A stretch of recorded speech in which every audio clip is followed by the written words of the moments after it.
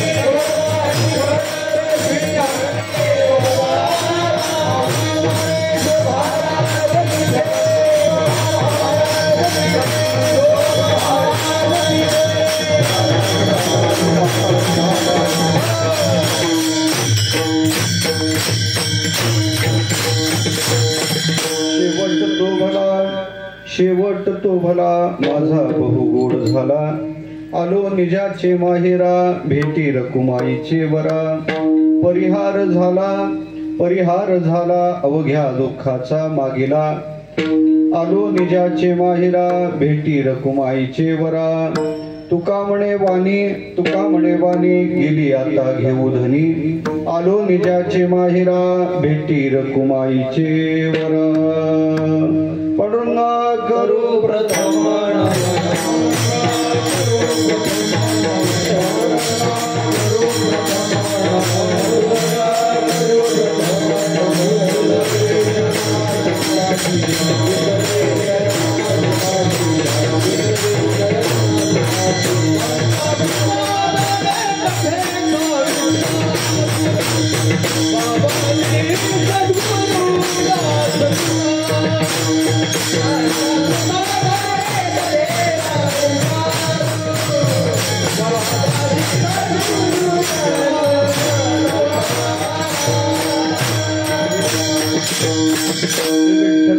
सुकरुणार्णवमाशुतोषं निनेष्टपोषणमगसहन्ति सिन्धुशोषं. चिरुक्रिमतिमुषं पुरुषं परन्तं वन्दे दुरन्तचरितं हृदि सञ्चरन्तं. ज्ञानेशो भगवान् विष्णु निवृत्तिर्भगवान् हरः, सोपानो भगवान् ब्रह्मा मुक्ताख्या ब्रह्मचित्कला. कथं यातोऽसि वैकुण्ठं मानवं देहमत्यजन्, तुकाराम महासाधु कृपया ज्ञापयस्व माम्. सम्पाद्य ज्ञानं च विधाय भक्तिं, विलोकितो येन समाधिराजः वैराग्यवन्तं सुविचारयुक्तं. नमामि जोगं शिरसा गुरुं तं विडलं.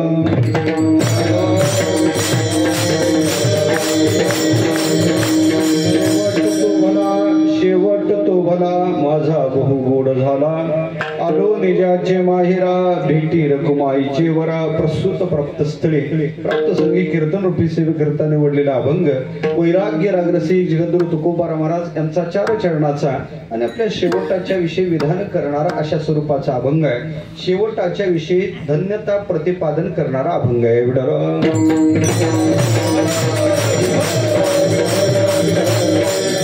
आरंभ करण्यापूर्वी परिहार द्यायचा तो असा, आपण एका नैमित्तिक उत्सवासाठी उपस्थित झालो. सोम सूर्यादी ग्रहणे येऊनी करती पारवणे, का माता पितर मरणे अंकित जे दिवस. तरी अर्थानं पाहायचं झालं, एका मातोश्रीच्या प्रथम वर्ष श्राद्धानिमित्त कैलासवासी पारुबाई कैलासराव आव्हाड अर्थात या मातोश्रीच्या प्रथम वर्ष श्राद्धानिमित्त एक दिवसीय भक्ती उत्सव, याच कीर्तनाची सेवा समस्त आव्हाड परिवार असेल, त्यांचे पतिदेव कैलास शंकरराव आव्हाड, त्याचबरोबर त्यांचे चिरंजीव भाऊसाहेब कैलास आव्हाड, त्याचबरोबर त्यांच्या सुनबाई सरस्वती भाऊसाहेब आव्हाड आणि दोन्ही नातू सागर भाऊसाहेब आव्हाड आणि आमचा केदार भाऊसाहेब आव्हाड यांच्या वतीनं ही सेवा माझ्या वाट्याला आलेली आहे. तरी अर्थानं पाहायचं झालं तर एका मातेचं हे प्रथम वर्ष श्राद्ध आहे. गोड अशा प्रकारचं आयोजन आहे. वास्तव्यात पाहायचं झालं तर हे सगळे सनकादिकाची मांदियाळी इथं उपस्थित आहे. वारकरी शिक्षण संस्थेच्या चतुर्थ वर्षाची साधक, काही सुटलेली साधक आणि आमच्या हरिभक्तीपरायण जुने जाणते परमार्थाचे आणि जोग महाराज वारकरी शिक्षण संस्थेचे एक प्रसिद्ध कीर्तनकार आमचे कोंगे बाबा आज इथं उपस्थित आहेत. खऱ्या अर्थानं पाहायचं झालं तर गंधर्वासारखी गायक आहेत, इंद्रासारखी वादक आहेत, परीक्षितीसारखे ऐकणारे आहेत, चाणक्य शास्त्री महाराजासारखे चांगली मोठी मोठी माणसं आहेत. आणि त्यात कीर्तन करण्याचा वास्तव्यात पाहायचं झालं तर कीर्तनाला कीर्तनकार बसला तरी चालतो, आवाज उभा पाहिजे. पण त्याची मीमांसा अशी रातभर प्रवास केला. मी रात्री कोकणात होतो, परशुराम नावाचं स्थान आहे चिपळूण जवळ. रात्री तिथं 10:30ला तिथून निघलो, सकाळी 4-4:30ला आळंदीत आलो. अर्धा तास झोप घेतली, 5 वाजता पुन्हा उठलो, स्नान करून पुन्हा पाठ घेतला आणि पाठ करून इकडे आलो.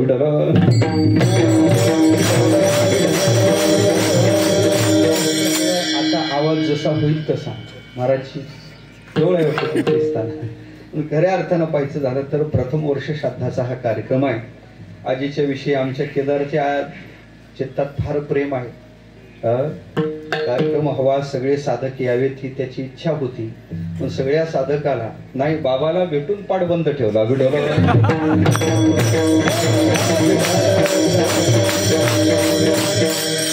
सांगितलं मला, मी भेटायला गेलो बाबाच्या दर्शनाला, बाबांनी सांगितलं म्हणे आज ते तिकडं तुम्हाला तुमचं कीर्तन आहे, विद्यार्थी म्हणले आम्ही तिकडे जातो, मग आज पाठ बंद ठेवतो. मी म्हणलं बाबा तसं नाही, पाठ घ्या तुम्ही, पाठ घ्यायला काय हरकत नाही, सगळे काही येणार नाही म्हणे. ते म्हणला म्हणे का सगळे घेऊन जायचे. बाबाचंही प्रेम आहे आणि स्वभाव आहे त्याचा गोड असल्या कारणाने सगळ्यांचं प्रेम, गुरुजनाचंही प्रेम त्याच्यावर आहे आणि साधकाचंही प्रेम आहे. सगळे गुरुबंधू अतिशय आनंदानं सकाळी 5:30 वाजता तयार झाले होते.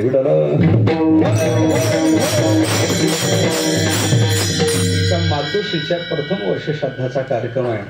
आपलं कर्तव्य पुत्राचं काय, जोपर्यंत आई वडील आहे तोपर्यंत त्यांची सेवा करायची आणि गेल्यानंतर त्यांचं स्मरण आपल्या चित्तात पाहिजे. आपली संस्कृती कृतज्ञ आहे, कृतज्ञ केलेल्या उपकाराचं चित्तात स्मरण पाहिजे. आणि सगळ्यात उपकार कोणाचे असतील, आई थोर तुझे उपकार. आईच्या उपकारासारखे उपकार आपल्या जीवनात कोणाचेच नाहीत देवा. या जगतात खरं निर्हेतुक प्रेम करणारं तत्व कोण असेल तर ते माता आहे. जोपर्यंत आई आहे तोपर्यंत प्रेमाचा सागर आहे. ज्या दिवशी आपली आई गेली त्या दिवशी आपला प्रेमाचा सागर आटला.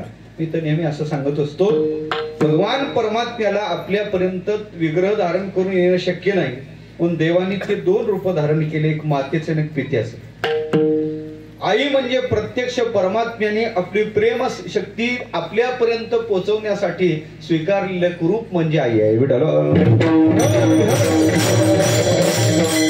काय असते ते फमू शिंदे नावाचे कवी सांगतात, आई एक नाव असते, घरातल्या घरात गजबजलेलं गाव असते.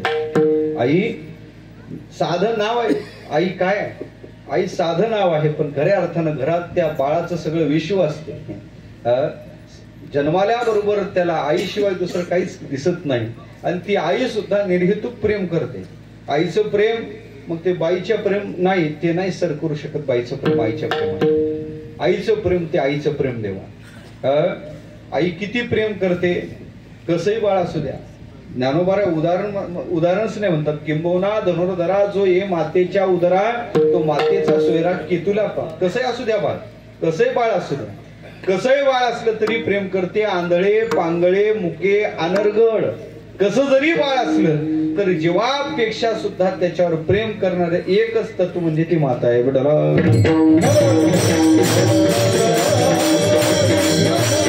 या जगतात आईचे उपकार आपल्यावर अधिक आहेत, अधिक आहेत.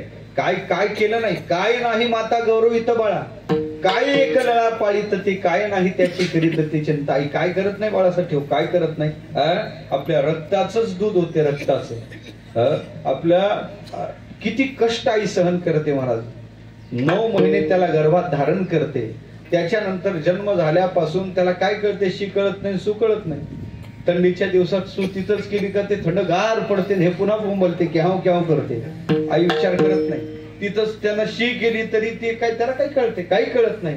पण आई त्याच्यातून सुद्धा त्याला बाहेर काढते. त्याला ते करते वेळेस आईला ते अमंगळ वाटत नाही, अमंगळ वाटत नाही. आणि तेच बाप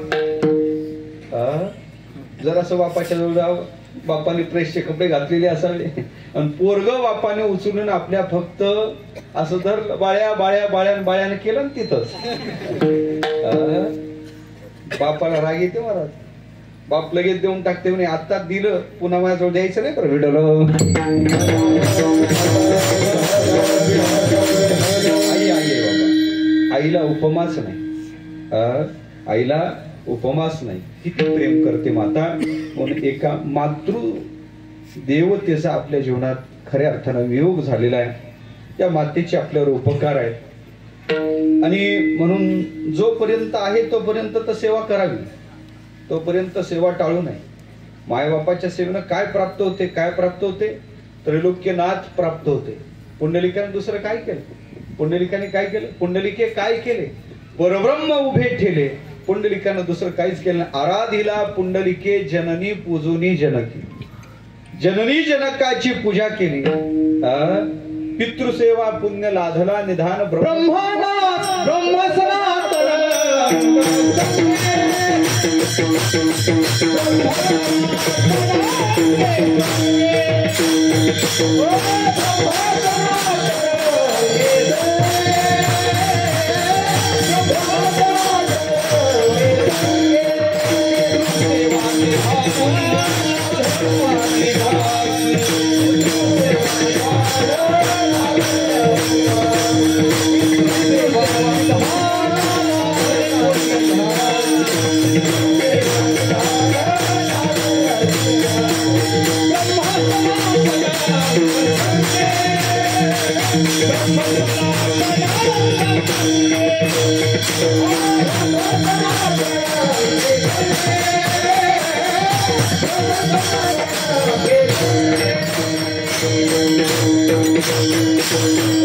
पितृसेवा पुण्य लाधला निधान ब्रह्म सनातन अंग संगे सामान्य नाही महाराज. आई वडिलाची सेवा काय करते? परमात्मा प्राप्ती करून देते. आई वडिलाला देव म्हणून सेवा. आमचं म्हणून शास्त्र सांगते मातृ देवो भव पितृ देवो भव. सगळ्या तीर्थ तिथं वास करतात. सकळ तीर्थाची दुरी जी एका माता पितरी तया सेवेशी खीर शेवे लोन किजे. माता पिता काय करतात महाराज? आई वडिलांच्या सेवेचं फल सांगितलं शास्त्रात. महाभारतात कथा आली. अरण्यात एक ब्राह्मण साधना करतो. साधना करता करता करता तपात एवढं सामर्थ्य आलं. तप करायला बसलेला तो महात्मा वर एक बगळी ओरडत होती. त्या बगळीकडे त्यानं त्या तप सामर्थ्याने वर पाहिलं. जळून खाली पडली. जळून खाली पडल्याबरोबर त्याला वाटलं काय सामर्थ्य आहे. आपण पाहिलं का लोक जळू लागले. सामर्थ्य महाराज तुम्ही मोठ्या माणसाची बोला आधार लागतो. या पुढे खऱ्या अर्थानं पाहायचं झालं काय आपल्यात सामर्थ्य आहे, विशेष सामर्थ्य आहे असं त्यांना वाटलं. आणि त्या सामर्थ्याच्या अभिनिवेशात मधुकरीला गेला. ओम भवती भिक्षाम दे. एका दारात उभा राहिला. ती माऊली पतीची सेवा करत होती. दारात यायला थोडा वेळ झाला तिला वाढायला यायला. त्याला वाटलं एवढी साधना आहे आकडे महाराज.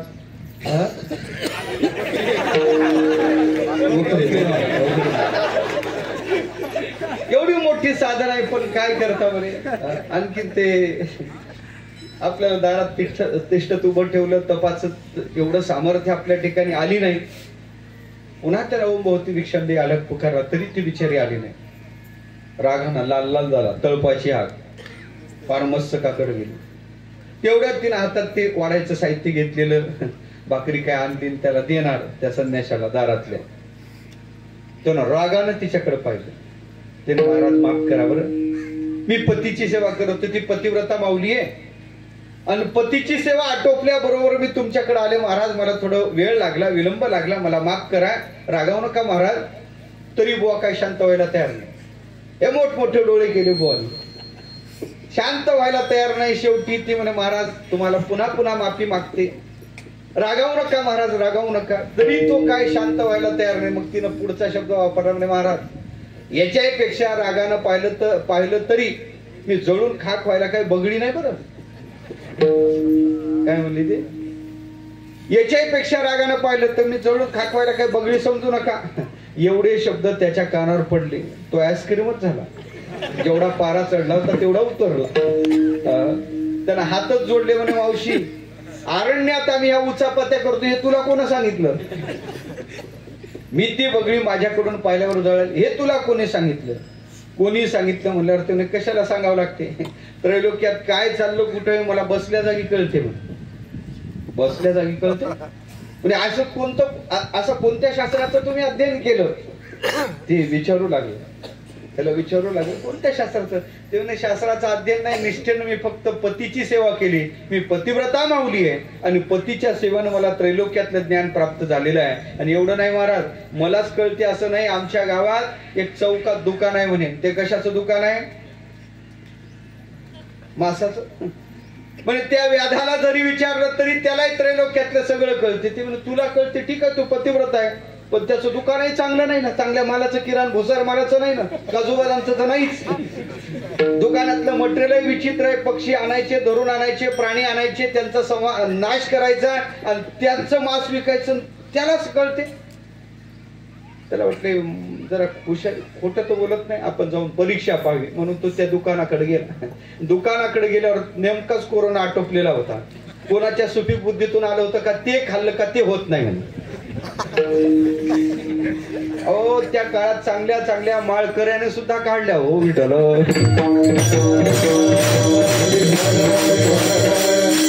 खरं सांगतो, ज्यांनी माळा काढल्या आणि ते तिकडे गेले त्यांनाच झाला, दुसऱ्याला नाही झाला. आलं लक्षात? ते दुकानात गर्दी, त्याच्या सांगायचं काम नाही, त्याचं तोंड दिसत नव्हतं, त्याच्यात हे ह तिकडे गेलेले. लोकांनी पाहिलं, महाराज या इकडं कुठं. लोकांनी पाहिलं त्याला, आणि पाहिल्यानंतर ते त्याला वाटलं आपण काहीतरी आज चूक घडत आहे. अहो म्हणे, महाराज तुम्ही काय इकडं, लोक काय बोलतील सांगायचं नव्हतं. त्या दुकानात महाराजाला पाहिल्यावर साहजिकच आहे घेऊ. आणि करता करता करता ते पुढं पाहिलं, तेवढ्यात त्याला वाटलं नको, यालाही भेटणं नको, तिथपर्यंत गेला आणि वापस फिरला. तेवढ्यात त्या दुकानदाराचं लक्ष महाराजाकडे गेलं. ओ महाराज, ओ महाराज, थोडं थांबा, तुम्ही माझ्याकडे चालेल, महाराज भेटायचं ना. त्या पतिव्रता माऊलीकून तुम्ही आलेत ना, अरण्यात तुम्ही पक्षी जाळला ना. ते बोलल्यावर मग हा बाबा थांबला. मग त्यानं विचारलं, का रे? म्हणे, मी इकडे निघल्यावर तिनं तुला मोबाईल कधी केला होता? हे तिनं कोण तुला बातमी, मी तुझ्याकडे येत आहे कोणी सांगणार? म्हणे, महाराज हे कोणाला मोबाईल करून सांगण्याची गरज नाही, काहीच नाही. त्रैलोक्यात तुम्ही काय उचापात्या करता ते बसल्या जागी मला कळते. म्हणे, कस काय कळते? काय असा तू अभ्यास केला, तुझं दुकान चांगलं नाही, व्यवहार हे पाहायचं झालं तर व्यवसाय चांगला नाही, काय केलं तू? असं काय केलं? नाही महाराज, काहीच नाही, निष्ठेनं माझ्या 2 देवतेची पूजा करतो, त्यांना संतुष्ट ठेवतो, आणि त्याच्यामुळे मला त्रैलोक्यातलं ज्ञान बसल्या जागी प्राप्त होते. म्हणजे अशा कोणत्या देवता आहेत ज्यांची साधना केल्यानंतर हे सगळं प्राप्त होते? त्यानं ते दुकान संपत आलेलं होतं, संपलं, उरकलं, बंद केलं, साधूला घेतलं, घरी गेला. घरी नेलं. एका पलंगावर मातृतीर्थम आई होत्या आणि एका पलंगावर पिताजी होते, अर्थात वडील होते. म्हणे, महाराज हे माझं मातृतीर्थ आहे, माझं पितृतीर्थ आहे, या 2 देवतेला मी अखंड संतुष्ट ठेवतो. यांची प्रसन्नता पाहून यांना तृप्त करून नंतर मी माझ्या व्यवहाराला लागतो. यांना कधीच मी आतापर्यंत दुःखी केलं नाही. आणि त्याचा परिणाम महाराज, त्रैलोक्यात कुठं काय चाललं त्या त्रैलोक्याचं ज्ञान मला बसल्या जागी प्राप्त होते. हे कौशिकानं सांगितलं. विठ्ठल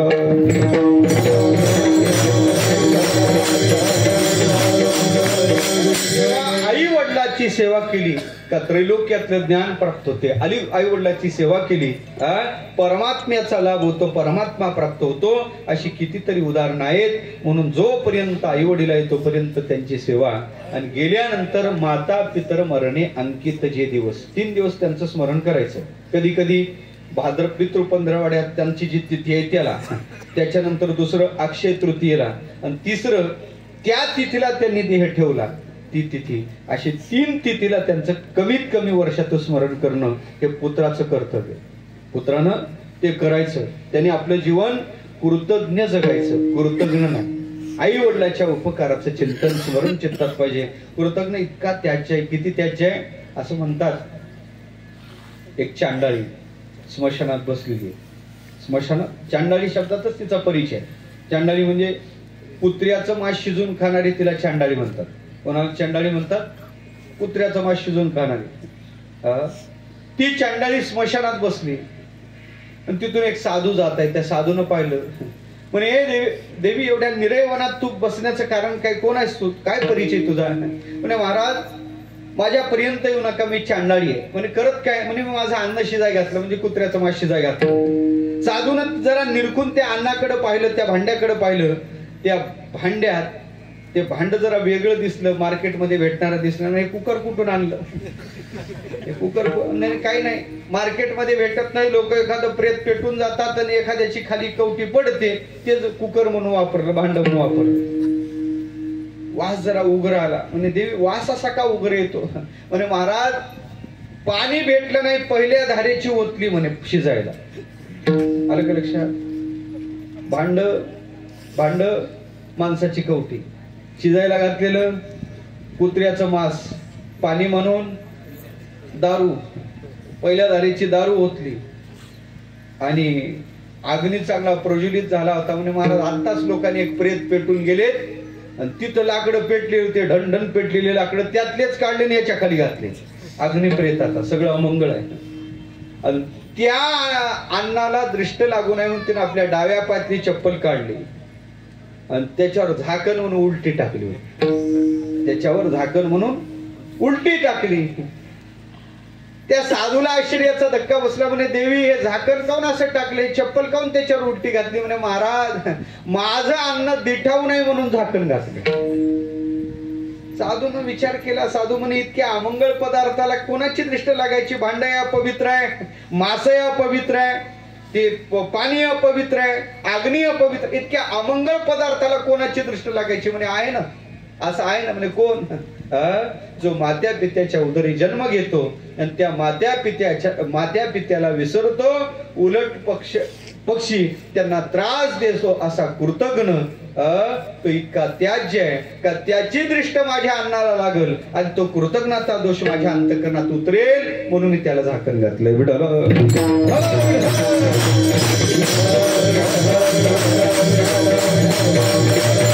तेव्हा जीवनात माणसाने कृतज्ञ होऊ नये. माणसाने केलेल्या उपकाराचं स्मरण पाहिजे.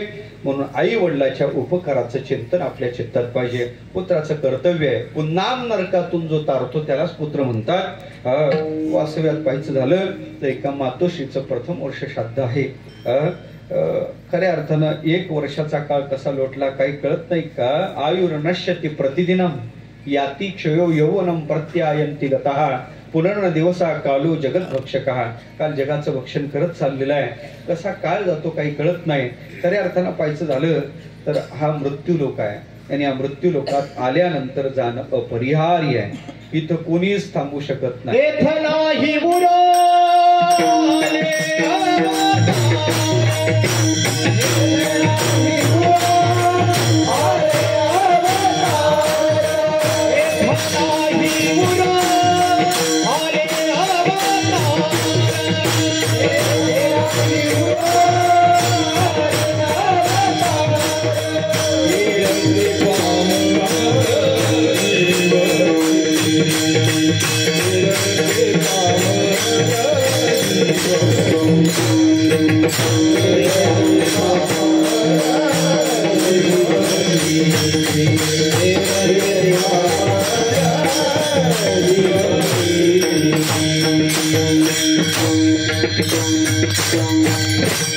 पाहायचं झालं तर अवताराधिकाला सुद्धा इथं थांबाय जमत नाही. रामकृष्ण हे आले गेले.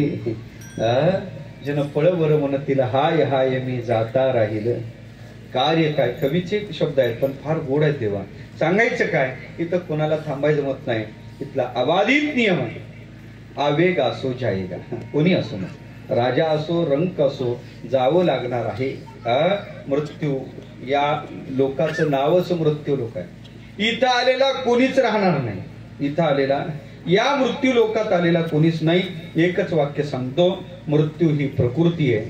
मृत्यू नको म्हणणं विकृती आहे आणि मृत्यू सुधारणं ही मात्र संसार.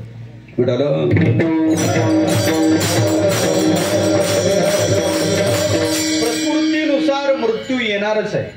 अबाधित आहे, शाश्वत आहे. जातस्यही ध्रुव उपजल्या पिंडा मरण सांगाते.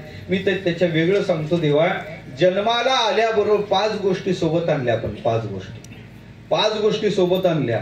जन्माच्या सोबतच आल्या. कोणकोणती?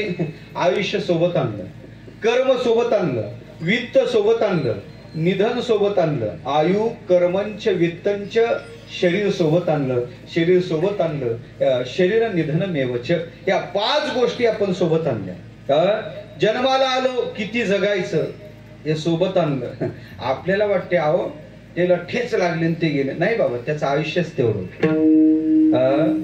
वाटत नव्हतं. आत्ता चहा प्यायला होते, चहा पित होते, आत्ता घरी गेले कसे गेले काही कळलंच नाही. आयुष्यच तेवढं होतं. आयु सोबत आणलेलं आहे. कर्म सोबत आणलेलं आहे. कर्म काय करायचं ते कर्म सोबतच आहे. आयु कर्मंचे काय केलं ते सोबतच आहे. आगा कर्मे जे उरावे तैती सुखदुःखी फळावे तया ते भोगावया यावे देहा एका. कर्म सोबत आहे, कर्म सोबत आहे, वित्त सोबत आहे. किती धावा बराबर, दोन्ही पावलं. काही 1 नंबर करतात, काही 2 नंबर करतात, पण मिळवतात तेवढंच. कायला वाटतं नाही हो मी त्याला फसवलं ना म्हणून जास्त भेटलं. नाही बाबा, हे तुझा गैरसमज आहे. तुझा गैरसमज आहे. वित्त जेवढं आहे तेवढंच, कारण प्रारब्धातच आहे. प्रारब्धानच अन्न आहे, प्रारब्धानच मान आहे आणि प्रारब्धानच धन आहे. अन्न मान धन हे तो प्रारब्ध आधी. व्यवसाय निमित्त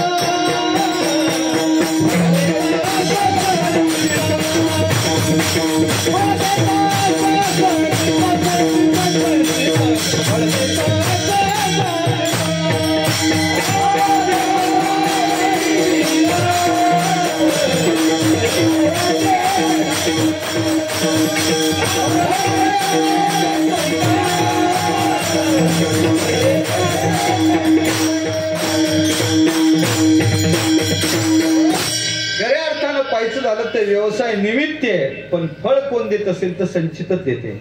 मग काय म्हणतील का हो, प्रयत्नवादावर सगळं हे होईल. नाही, व्यवसाय निमित्त आहे ना, निमित्ताला व्यवसाय करणं गरजेचं आहे. आणि मला वाटते तशा प्रकारची आपली कृती सहजच प्रारब्ध आपल्याला तशा क्रियेला गती देत असते. विषय एवढा चालला, वित्त सोबत आणलं कितीही करा. कर्माचा सिद्धांत नावाचा हिराबाई ठक्करचं नाव एक फार गोड ग्रंथ आहे. त्यातले महाराज आलं का लक्षात? त्यांनी कर्माला कोण सात्विक कसा, राजस कसा, तामस कसा, कर्म कसं भोगतो त्याचा विचार त्यात गोड मांडलेला आहे. माझा विषय चालला आयु कर्मंच वित्तंच. शरीर सोबत आणलं, जन्माला आलो, शरीर सोबत आणलं, शरीर आपल्या सोबत होतं, पण हे जास्त काळ सोबत राहत.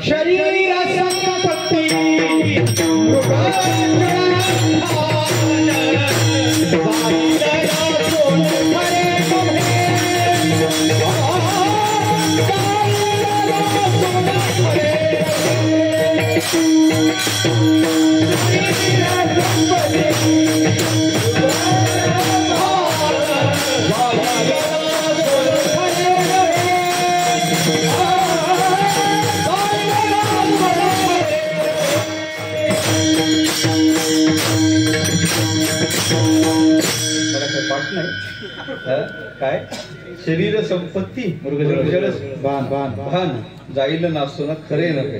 खऱ्या अर्थाने हे जाणार आहे, हे जाणार आहे. देह जाईल याचे काळोबा खाईल. खऱ्या अर्थानं शरीर आपल्या सोबत आणलं. ज्या दिवशी जन्माला आलो तेव्हा त्या दिवशी शरीर सोबत आणलं. कर्मानुसार ते भेटलं असेल, पण शरीर सोबत आणलं. शेवटचं आपण मरण सोबत आणलं. उपजल्या पिंडा मरण सांगाते. जन्माला आल्याबरोबर मरण सोबत आणलं. ऐका मृत्यू ही प्रकृती आहे. मृत्यू प्रकृती शरीरी नाम. ज्याने शरीर धारण केलं त्याची प्रकृती मृत्यू आहेच. मी त्याच्या वेगळं सांगतो. तो मृत्यू चुकवण्याचा प्रयत्न केला तरी चुकू शकत नाही चुकू शकत. मोठ्याने प्रयत्न केला. मोठा बाबा हिरण्याक्षाचा वध झाला. हिरण्यकशिपूला कळलं नाही मरायचं, आपल्याला मरायचं नाही. साधना कराय अरण्यात गेला. ब्रह्मदेवाची साधना, ब्रह्मदेव प्रसन्न झाले. वरमृही वर माग म्हणजे काहीच नाही, फक्त मृत्यू नको. तेवढीच मृत्यूची दहशत होती. काय मृत्यूची दहशत असते मला वाटतं कोरोनाने दाखवून दिली आपल्याला. कोणी बाहेर निघत नव्हतं. जवळचे आले तरी घरात घेतले नाही, जवळचे आले तरी. दुसऱ्याचं जाऊ दे, आप भीती माझं सांगतो. नेमकं कीर्तनाला गावाच्या दिशेने गेलो. कीर्तन झालं आणि घरी फोन केला. अख्खं गाव आमचं होतं. सरपंच आहे आमचा, पोलीस पाटील आहे आमचाच होता. भावकीच गाव, अख्खं गाव. फोन केला म्हणलं गावी येतो. अख्खं एरवी म्हणायचे आमचे महाराज म्हणणारे गाव, आमचं गाव. आलं का लक्षात? सरपंच आहे आमचाच होता. तुम्हाला माहित आहे आमच्या गाव शेजारचीच आहे तुम्ही. आलं का लक्षात? सगळं आमचं. फोन केला त्यांनी मला तिकून फोन केला. म्हणे महाराज तुम्हाला एकच विनंती आहे, तुम्ही गावात येऊ नका. तुमची व्यवस्था आम्ही शेतात आंब्याखाली केली जिवंतपणे. आणि तेव्हापासून माझ्या लक्षात आलं आमची माती आमची माणसं. काय आमची माती आमचीच माणसं, दुसरं कोणी नाही. आलं का लक्षात? मला सांगायचं काय, माझा विषय चालला मृत्यूची दहशत काय असते सगळ्यांच्या लक्षात आहे. दहशत होती ते म्हणे मला मरायचं नाही तेवढंच वरदान देते. म्हणे बाबा रॉंग नंबर, माझं चुकलं नाही, तुझं काय चुकू शकतो, मलाच मरावं लागते. हा ब्रह्म भुवना लोका पुनरावर्तीन अर्जुन, मलाच मरण आहे, मी काय तुझं चुकू शकतो. त्याला वाटलं जरा हुशारी करतो काय ब्रह्मदेव, त्याला वरदान द्यायचं नसेल म्हणे मग मी केलेलं तप का वाय गेलं, याच्यासाठी केलं. मग नाही दुसरं माग ना, दुसरं देतो ना तुला, दुसरं देतो. नाही काय पाहिजे म्हणे, दिवसा नको म्हणे देतो, रात्री नको, हा घे तथाच तू. त्यानं शस्त्रान नको, तथाच तू, तसाच तू नाही बरं का, हे तथाच तू म्हणत गेला. आणि त्याचा निश्चय असा झाला, त्याचा निश्चय झाला आता आपल्याला मरावं लागत नाही. आणि माणसं मृत्यूला विसरले का उन्मत्त होत. म्हणून ज्याला आपलं कल्याण करून घ्यायचं, पूज्य डोंगरे महाराज म्हणायचे, दोन गोष्टीला माणसाने कधीच विसरू नाही. दो बात को मत भूलना, जो चाहे कल्याण, पहिले अपने निज मोत को दूजो श्री भगवान. दोन गोष्टी माणसाने कधीच विसरू नये. म्हणून सकाळी उठल्या उठल्या पहिले स्मशान आठवलं पाहिजे, शेवटी मला तिथं जायचं, दिवसात तो पाप करणार. सकाळी स्मशानाचं स्मरण, तसं देवाचं स्मरण आपल्या जीवनात घडलं पाहिजे. दो बात को मत भूलना. माणसं मृत्यूला विसरतात, मग उन्मत्त होतात, पाप करतात, पापात त्याची प्रवृत्ती होते आणि झाला ना उन्मत्त. उन्मत्त झाल्यावर त्याने एकच केलं, कायदाच बदलला. कोणा देवाचं नावच घ्यायचं नाही आपल्या राज्यात कोणी. देव म्हणून आपल्याला स्वाहाकार करा. हिरण्यकश्यप ये स्वाहा, वकरी महाराज बरोबर. ते खऱ्या अर्थानं पाहिजे झालं तर असं ते करा, असं त्यांनी सांगितलं. असा यज्ञ करा आता. आलं का स्वामी? इंद्राय स्वाहा इंद्राय इदन्न मम, प्रजापते स्वाहा प्रजापते इदन्न मम, असं नाही करायचं. असं त्यानं कायदा केला. कायदा केल्याबरोबर झालं असं, सगळे भयभीत झाले. देवाने त्याचं सगळं म्हणणं मान्य केलं. दिवसा नको म्हणे, काय हरकत नाही. रात्री नको ते मान्य आहे. दिवस नाही रात्र नाही, संध्याकाळ पाहिजे. शस्त्र नाही अस्त्र नाही, नख पाहिले. सजीव नाही निर्जीव नाही, नख. खाली नाही वर नाही, आत नाही बाहेर नाही, उंबऱ्यावर. सगळे म्हणणे मान्य केले आणि त्याची चिरफाड केली. मरण चुकवण्याचा किती प्रयत्न केला, मृत्यू चुकू शकत नाही. अपरिहार्य आहे देवा, चुकू शकत नाही. म्हणून पुन्हा वाक्य वापरतो, मृत्यू प्रकृती. प्रकृतीनुसार मृत्यू येतो. एक ब्राह्मण बुवा, ऐका जुनं मातीचं घर, सकाळी संध्येला बसले, रांगत रांगत लहान बाळ आलं. तिथं छिद्र दिसलं. लहान बाळाने त्या आपल्या स्वभावानुसार त्या छिद्रात बोट टाकल्याबरोबर, आता ते लहान बाळ होतं, छिद्रात बोट टाकलं, त्यात काळा काळा बसलेला, त्याला लक्षात आलं नाही. त्या काळ्या सापाने त्याच्या बोटाला चावा घेतला. काळा काळा अस्सल साप होता. हात वर केला, पोरग ओरडलं, जोरात रडू लागलं. बापाने संध्यापात्र बाजूला टाकलं, जवळ आला, पोराला उचललं. पाहते तर काय, पोराच्या बोटाला रक्त लागलेलं आहे. पाहते काळा साप आत दिसला. बापाने काठी घेतली, साप बाहेर आला. साप सरपटत बाहेर जाऊ लागला. तेवढ्यात बापाने ते पोरग पाहिलं. पाहता पाहता पोराने डोळे चांदीचे केले. लहान बाळ लगेच ते विष बांधलं. पोरग गतप्राण झालं. एक कुलते एक पोरगा आपलं गेलो. बापाला वाईट वाटलं, बापाने काठी घेतली, त्याचा प्रतिशोध घेईल. या सापाला ठेवणार नाही, सापाला मारून टाकेल. त्या सापाला मारण्यासाठी पाठोपाठी बाप धावू लागला. तेवढ्या साप घरातून बाहेर पडला. आणि जसा घरातून बाहेर पडला तसाच हाईट त्याच्या पाठोपाठी निघाला. पुढून गाय येत होती, साप त्या गायीच्या दिशेने निघाला. तिकडं सरपटत जाऊ लागला. गाय जवळ आली. सापानं तिच्याकडे पाहिलं. सापाने आपलं रूप पालटलं. साप राहिला नाही, साप वाघ झाला. आणि वाघ होऊन पुढून येणाऱ्या गायीचा नरडा पकडला. हा सगळा वृत्तांत, हा प्रसंग तो डोळ्याने पाहत होता. साप गेला आणि सापाचा वाघ झाला हे त्यानं पाहिलं. भयभीत झाला, कंप सुटला. गायीकडे पाहता पाहता पाहता गायीचा नरडा पकडला, रक्त प्राशन करू लागला. तेवढ्यात गायीने डोळे चांदीचे केले. गाय गतप्राण झाली.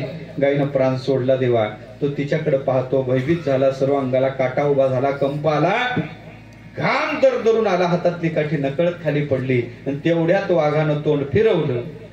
वाघ याच्या दिशेने आला. हात जोडले. त्याला वाटलं पळणे, भीतीत माणूस पळत नाही. काय असते ते वाघ समोर आल्यावरच कळते. महाराज माझ्या समोर 5 ते 6 वेळा वाघ आला. हो, नगर जिल्ह्यातच आला बरं का.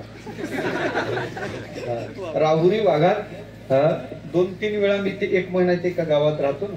आणि रात्रीच्या वेळी कीर्तन करून येते वेळेस 2 वेळा आला. एक दिवस तर पार दिवसा फिरायला निघलो. दिवसा असा पायी फिरायला निघलो. पुढून आला. काय झालं, काय सांगू खरे महाराज, इथं सांगायचं म्हणते का?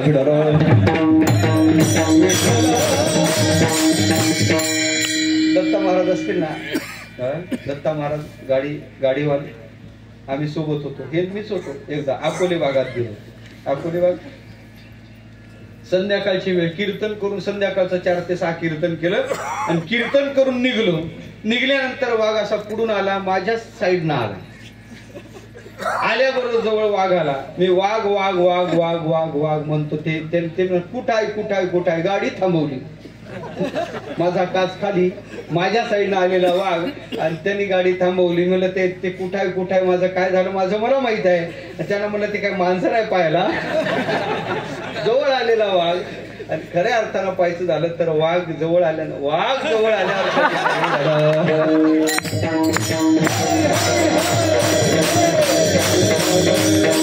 तुम्हाला काही संकेत लक्षात येणार. आमच्यातही वाघ आहे. विनेकरी वाघ आहे. विनेकरी कोण आहे तर वाघ आहे. आलं का तुमचंच चाललंय चिंतन, वाघाचं चिंतन झालं. ऐका, तो वाघ पुढे आला आणि जसा पुढे आला, वाघ पुढे जसा आला, हा भयभीत झाला. हात जोडले, धावणे सुचत नाही. हात जोडले, कंप सुटला. म्हणे मला माफ करा, मला मारू नका, मला मारायचं नाही. आणि तेवढ्यात तो वाघ थबकला, थांबला. त्याने घाबरू नको, मी तुला मारणार नाही म्हणल्यानंतर जरासा जीवात जीव आला. तू कोण आहे? म्हणे मला काळ म्हणतात. काळ, मी काळ आहे. तू रूप असं का पालटलं? तुम्ही ज्याचा मृत्यू ज्या रूपाने ते मी रूप धारण करतो तिथं जातो. तुझ्या मुलाचा मृत्यू सर्पदंशाने होता म्हणून मी साप झालो. गायीचा मृत्यू व्याघ्र भक्षणाने होता म्हणून मी वाघ झालो. घाबरलेला म्हणे, असं ज्याचा मृत्यू ज्या रूपात आहे ते रूप धारण करतो. म्हणे माझा कशा रूपाने आहे? विचारू नये माणसानं. मृत्यूच्या विषयी कधीच प्रश्न विचारू नये. मृत्यूच्या विषयी विचारूच नाही. माझा कोणत्या रूपाने आहे? ते म्हणे तुला नेण्यासाठी मगरीच्या रूपाने येणार आहे. ते म्हणे आता नाही, आता म्हणे मी काळ आलो, पण आणखी वेळ बाकी आहे. भयभीत झालेला. आणि तेवढ्यात म्हणे आपण काळ देवता पहा केवढा पसरला असे चौडा करून माझी ओढा आकारगट सगळ्या जगाला नेणारे तुम्ही हो. म्हणे त्यांना का नेलं? म्हणजे त्यांचं तेवढंच कर्म होतं, आयुष्य तेवढंच होतं, त्यांना नेलं. म्हणे मला नाही, तुझं आणखीन बाकी आहे. आणि तेवढ्यात ती देवता अंतर्धान पावली. ती काळ देवता, तो वाघ अंतर्धान पावला, तिथं थांबला नाही. घरी आला, भयभीत झाला. मुलाची उत्तर क्रिया केली, डोळ्यात अश्रू, शोक होता. एकुलता एक मुलगा गेला. सामान्य दुःख नव्हतं. ते करता करता सगळं आटोपलं. दुःखही विसरून 5-6 महिन्याचा काळ निघून गेला. ज्या राज्यात राहत होता त्या राजाला राजपुत्र झालेला. नेमकं शिकण्यायोग्य वय झालं. तो शिकावा असं बापाला वाटत होतं, राजाला वाटत होतं. असा दशग्रंथी पंडित शोधत होते. सगळ्यांनी एकमुखानं सांगितलं असा ब्राह्मण आहे, तो सगळं शिकू शकतो. त्या ब्राह्मणाकडे राजा आला. त्याला विनंती केली, माझ्या मुलाला शिकवा. त्यांनी शिकवलं. मुलगा शिकून दशग्रंथी पंडित झाला. मुलाचं लग्नायोग्य वय झालं. 4थं वर्ष सुटलं. आणि मग त्यांनी विनंती केली, काय मुलासाठी स्थळ शोधलं चालू झालं. दूर देशातली राजकुमारी पाहिली. लग्नही ठरलं, पण पोरांनी आट टाकली. काय आट टाकली? गुरुजी लग्नाला येतील तर, गुरुजी मंगल अष्टक म्हणतील तर. का आग्रह धरतात काही कळत नाही. लग्नाचा आग्रह. आणि खऱ्या अर्थानं त्या गुरुजीकडे राजा आला. म्हणे एकुलता एक मुलगा आहे, मुलाच्या सुखात माझं सुख आहे आणि तुम्हाला लग्नाला यावं लागेल. ते म्हणे राजा इथूनच आशीर्वाद देतो. नाही म्हणे 1 लाख स्वर्ण मुद्रा तुम्हाला दान देतो, लग्नाला यावं लागेल. तरी पण राजा तुला माहित आहे का मी लग्नाला काय येत नाही, मला मगरीपासून भीती आहे. मगर मला नेणार आहे, मगर काळ रूपाने माझ्याकडे येणार आहे, म्हणून मी लग्नाला येत नाही. त्याने चिंता करू नका, माझं 10,000 सैन्य तुमच्या रक्षणार्थाने. मग तर झालं. पूर्वीचा काळ, पहिले ते वराड बैलगाड्यात जायचं. बाबा तुम्हाला माहित असेल ना, 8-8 दिवस लग्न चालायचे. बैलगाड्यात ते वराड जायचं. तर राजा होता तर रथात निघला असेल. मजल दर मजल करत अरण्यात एक दिवस ते वराड जाता जाता मुक्काम ठरला. अरण्यात राहता राहता तिथं आदिवासी जंगलातला राजा, त्याला मूलबाळ होतं. तर त्यानं देवीला नवस बोलला होता, मला जर मूलबाळ झालं तर हत्तीच्या बरोबर सुवर्णमुद्रेचं दान सत्पात्री करेल. त्यालाही पोर झालं, पण त्याला सत्पात्र भेटत नव्हतं. त्याच्या कानावर कोणीतरी बातमी दिली, इथून एक ब्राह्मण राजपुत्र आपल्या गुरुसह दशग्रंथी पंडित गुरु आहेत आणि त्यांच्यासह जात आहे, असं पात्र तुला भेटणार नाही. दान द्यायचं झालं तर त्यांना दे. राजा तिथं आला जंगलातला बिचारा, त्यानं विनंती केली तो मला हे दान द्यायचं. दान द्यायचं म्हणल्यानंतर तो जवळ आला आणि म्हणे महाराज मला स्वर्ण मुद्रेचं दान द्यायचं. हत्तीच्या बारोबार. त्याच्या तोंडाला पाणी सुटलं, पण म्हणे हा बारोबार कुठं करणार? काय नाही म्हणे, आमच्याकडं ते धरण आहे ना मुळात डॅम, मुळेच येईल ना पाणी तुम्हाला, प्रवरेचं नाही मुळेच आहे तुम्हाला. म्हणजे मुळा डॅम वर जायचं आणि तिथं ते नाव सोडायची, हत्ती त्याच्यावर उभा करायचा, जितकं नाव खाली जाईल तेवढी रेषा ओढायची, हत्तीला खाली उतरवायचं, त्या रेषेपर्यंत नाव खाली जाईपर्यंत ते धान्य ते आपलं ते सुवर्णमुद्रा टाकायच्या, मग भारोभार होईल. ते म्हणे तुझं तुला राहू दे, मला लागत नाही. म्हणे का? म्हणे बाबा मला भीती आहे. कशाची भीती आहे? म्हणे मगरीची भीती आहे. तुम्ही चिंता काय करता? तुमच्या राजाचं 10,000 सैन्य, माझं 1,00,000 सैन्य रक्षणार्थ देतो. एक मगर करणार काय? तोंडाला पाणी सुटलं ना. एवढं म्हणे एवढं भेटल्यावर काहीच करावं लागणार नाही. दिवस उजाडला, डॅमच्या जवळ आले, नाव मध्ये सोडली, हत्ती उभा केला. हत्ती उभा केल्यानंतर ते नाव खाली गेली, हत्तीला उतरून घेतलं, रेषा ओढून घेतली, पुन्हा त्याला उतरून त्या रेषेपर्यंत नाव खाली जाईपर्यंत ते पोतेच्या पोते कशाचे सुवर्ण मुद्रेचे ओतणं चालू केलं. पिवळा धम ढीक पडला. 10,000 सैन्य जवळ प्रोटेक्शन साठी आहे. 1,00,000 सैन्य पाण्यात उभा आहे, सशस्त्र सैन्य उभा आहे. ब्राह्मण बुवा काठावर उभे आहे. ब्राह्मण बुवानं ते पाहिलं, त्याला वाटलं काही वेळात आता हे आपलं काही क्षणात आपलं होणार आहे. आणि असं ब्राह्मण विचार करू लागला.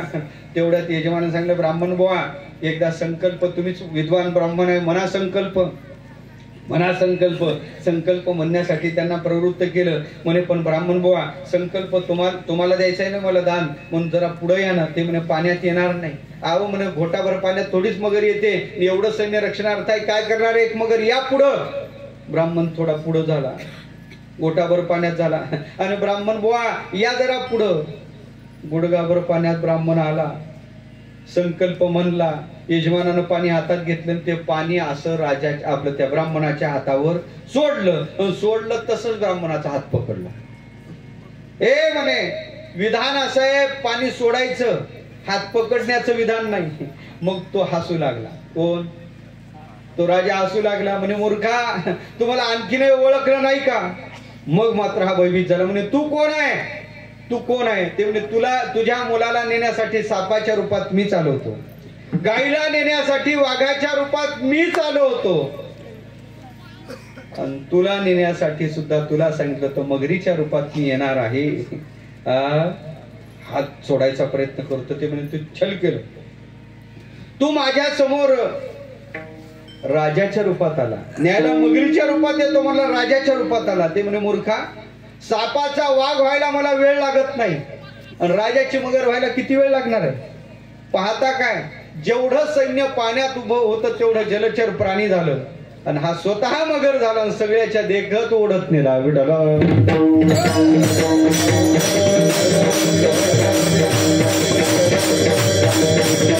चुकवण्याचा कितीही प्रयत्न करा, मृत्यू चुकत नाही, अबाधित आहे. पण माझा विषय पुन्हा सांगतो, मृत्यू ही प्रकृती आहे. जेव्हा मोठमोठ्याने प्रयत्न केले, व्यासांच्या जीवनातला एक प्रसंग आहे, कथा सांगण्यात तात्पर्य नाही, पुढे बहुत जाणे आहे याचं भान ठेवतो. आणि खऱ्या अर्थानं पाहिजे झालं तर मृत्यू प्रकृती आहे. मृत्यू नको म्हणणं विकृती आहे, मला मरायचं नाही म्हणणं विकृती आहे. ऐका ना, जन्माला आलेल्याने मेलच पाहिजे. वाक्य जरा कटू आहे. जन्माला आलेल्याने माणूस मरणारच नाही तर काय होईल?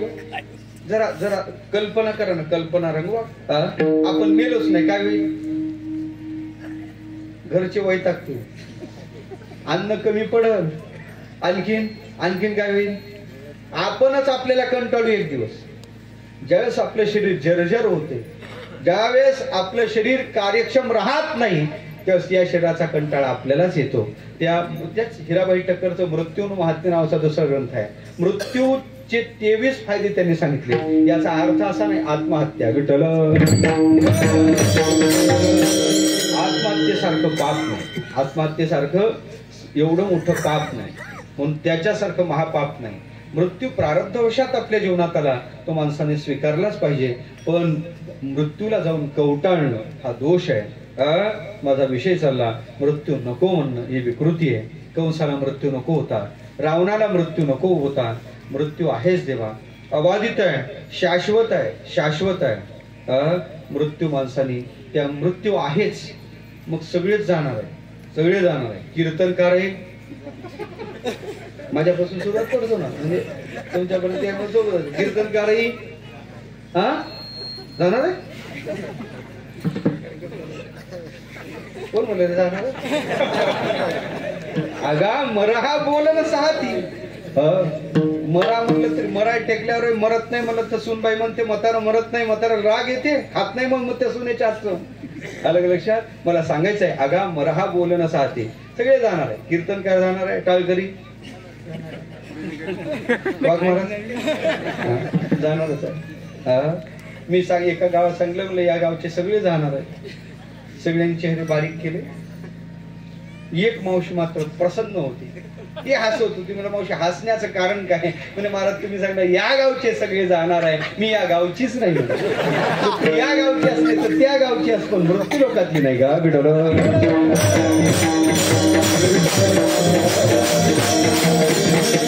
लोक आहे देवा, या मृत्यू लोकात अबाधित सिद्धांत आहे. आवेग असो जायगा राजा रंक फकीर, सगळ्याला जावंच लागणार आहे, जावंच लागणार.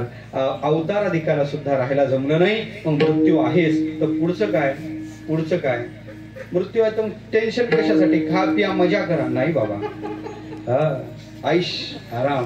आलं लक्षात? आम्ही तेच म्हणून माणसाने मृत्यू सुधारणं मात्र आपली संस्कृती, मृत्यू घडवणं आपली संस्कृती. मृत्यू आहेच. उदाहरण सांगतो तुम्हाला, घडवला पाहिजे, मृत्यू घडला पाहिजे. मृत्यू आहे. उदाहरण सांगतो तुम्हाला, भजन करा विडल.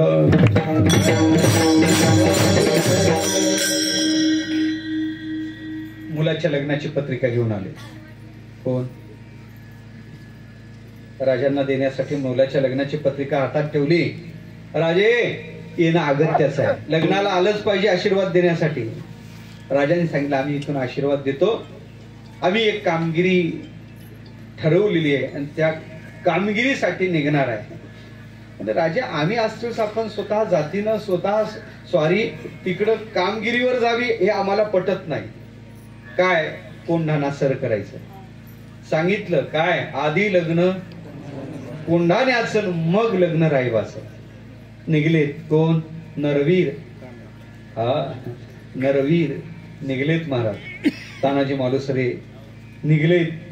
उदय खानाशी युद्ध चालू झालं. भरपूर वेळ घनघोर युद्ध झालं. शेवटी उदय खानाची तलवार बसली आणि हा नरवीर खऱ्या अर्थानं पाहायचं झालं तर धारातीर्थी पडला. आपला बाप मरून पडला, सेनापती मरून पडला हे पाहिलं. पाहिल्यानंतर सगळे मावळे घाबरले. अरे आता आपलं काही खरं नाही, आता आपल्याला मरावं लागेल, आता हा मारेल. म्हणून काही जण ज्या कड्याचा दोर धरून वर आले होते त्या कड्याच्या दिशेनं धावू लागले. धावता धावता धावता एक सिंह गर्जना झाली. तुमचा बाप इथं मरून पडला आणि भ्याडासारखे पळता काय? कोण? कोण? मामा. मामाने आवाज दिला आणि आवाज दिल्यानंतर एक म्हणे लक्षात घ्या, त्या कड्याच्या दोराची अपेक्षा धरून खाली उतरण्याचा विचार करता तो कड्याचा दोर मी कधीच कापून टाकलेला आहे. कड्यावर जाऊन कड्याहून खाली उड्या टाकून मरा, नाही तर उदय खानाशी 2 युद्ध करून मरा. मावळ्यांच्या समोर मरण आलं. मावळ्यांना लक्षात आलं मरण शाश्वत आहे, आता मरणातून कोणी वाचवणं शक्य नाही. मावळ्यांनी विचार केला आता काय करावं. तिथं कड्यावर जाऊन उडी टाकली तरी मरणार आहे, उदय खानाशी युद्ध करायचं झालं तरी मरणार आहे. मरण शाश्वत आहे, मरण आहेच, मरण अटळ आहे. आता या मरणातून वाचणं शक्य नाही. पण मावळ्यांनी एक विचार केला, कड्याहून उडी टाकून भ्याड मरण पत्करण्यापेक्षा उदय खानाशी 2 हात करून का मरू नये. अरे त्याला शूर मरण म्हणतात.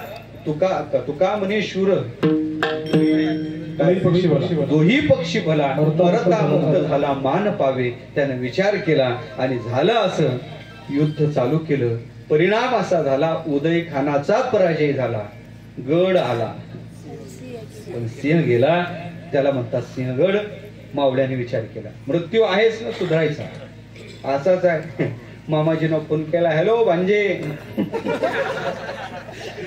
बोला.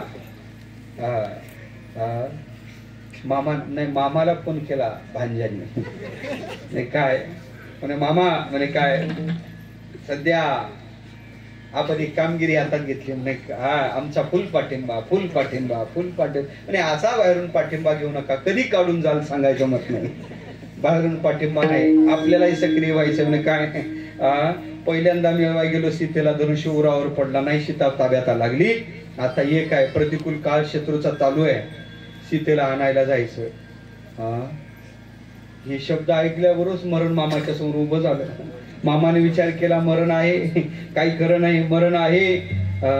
काय काही नाही मामा, रावणाच्या समोर आपलं रामाचा समोरासमोर युद्ध करून जिंकणं शक्य नाही, सीतेला आणणं शक्य नाही, एक करायचं. म्हणे काय काही नाही, तुमच्यावर एक मोठी जबाबदारी. म्हणे काय जबाबदारी?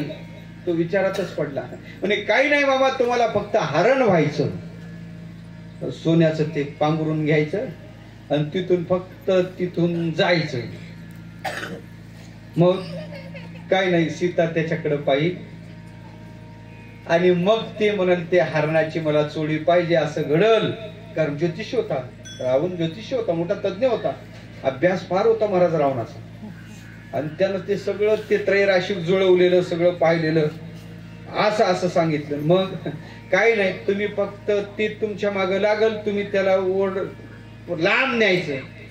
लक्ष्मणा धावरे मेलोरे एवढे शब्द बोलायचे, मी इकडे काम करतो. मामाच्या लक्षात आलं काही खरं नाही. हरण व्हायचं म्हणल्यानंतर मामाच्या समोर मरण लक्षात आलं. मामा विचारात पडले, झालो हरण तरी मरण, नाही झालो हरण तरी रावण मारण. झालो हरण तर राम मारण, नाही झालो हरण तर हा दृष्ट मारण.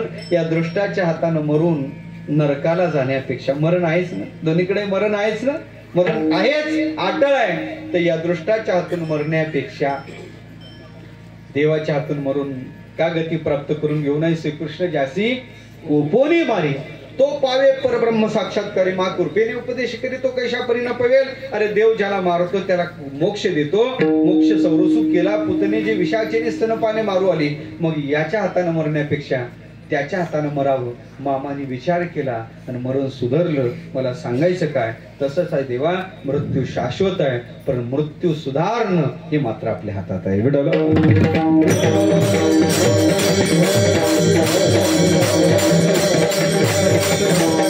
मृत्यू आपल्या हातात आहे, मृत्यू घडवणं आपल्या हातात आहे.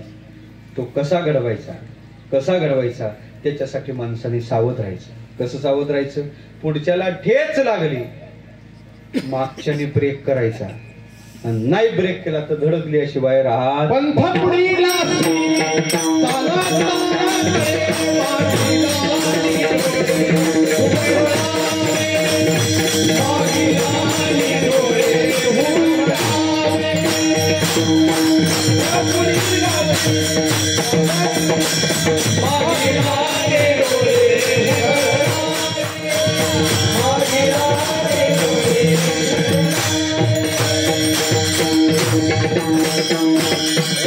पुढच्याकडे पाहून मागच्यानं सावध झालं पाहिजे. पंथ पुढील अशी चालता नकळे, मागील आणि डोळे उघडावे. मागच्याने डोळे उघडे ठेवले पाहिजे. डोळे झाकून चालू लागला तर काय होईल सांगायला जमत नाही. आज सकाळी गोसरीत घडलं होतं. आज सकाळी 3 वाजता मागचं येऊन धडकलं, त्याला तिसरं धडकलं. 4 गाड्या एकाच ठिकाणी धडकल्या. मागील आणि डोळे उघडावे. पुढच्याला ठेच मागच्यानं ब्रेक केला पाहिजे. पुढच्याचं पहिल्याला मागच्यानं ब्रेक. उदाहरण सांगतो, पंचतंत्रात कथा आली. एक वाघ, वाघाचं काय सगळं, एक गाढव आणि एक कोल्हा, तर एका हरणाची शिकार केली. वाघाने सांगितलं, महाराज पुढे यावं. शिकार केल्याबरोबर त्याने सांगितलं, काय काय वाघदादाने सांगितलं गाढव दादाला, गाढव महाराज म्हणे काय, शिकार झालेली आहे, मटेरियल आपलंच आहे, वाटे करा वाटे करा. गाढव गेलो, गाढवानं 3 त्याचे सारखे विभाग केले, 3 सारखे विभाग केले. वाघदादा पाण्यात टाकले, वाघ तिथं आला, वाघानं पाहिलं, सारखे विभाग पाहिले, सारखे विभाग होते. वाघानं पाहिल्यावर रागाला वाघाला, गाढवा गाढवचे गाढवच, कष्ट मला अधिक पडले शिकार करायला आणि माझ्या बरोबरीचा वाटा घेतो. वाघ होता तो, वाघ रागावला, लाल लाल झाला, डोळे लाल झाले वाघाचे. वाघदादा चुकलं चुकलं चुकलं चुकलं काय, वाघ गेला धावून, वाघ धावून गेला आणि वाघानं नरड पकडलं. कोणाचं?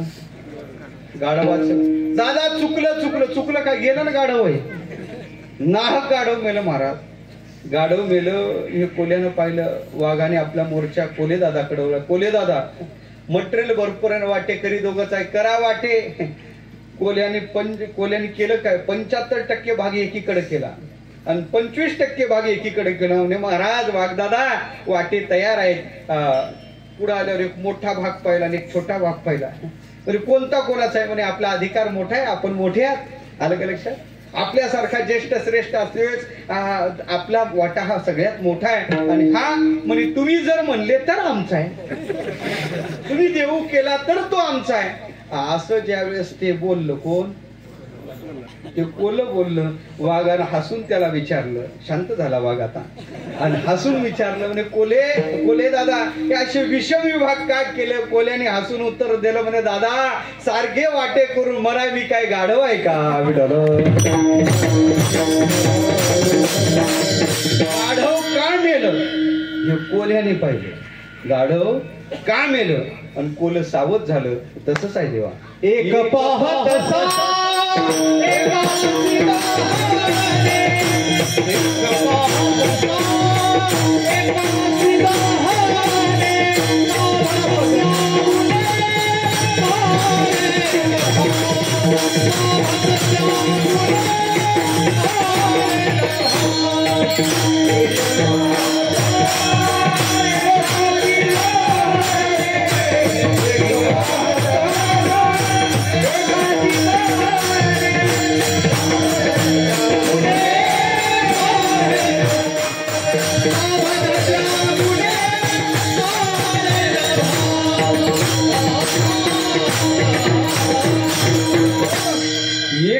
तसा एकाची दहने सावध त्या गुन्हे कार्य नवा.